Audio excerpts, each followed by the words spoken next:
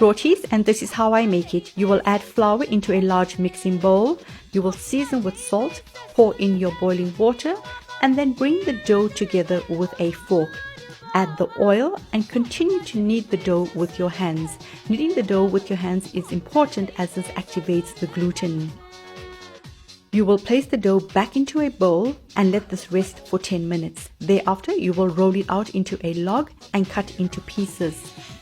You will then roll it into balls and then place it back into the bowl and cover while you roll out the rotis. You will lightly flour a clean surface and roll out each roti with a rolling pin. You will cook this in a hot pan, first for 10 seconds, flip over and cook for 30 seconds. Flip over again and it'll puff up beautifully. The full recipe is available on my website videhi.co.za.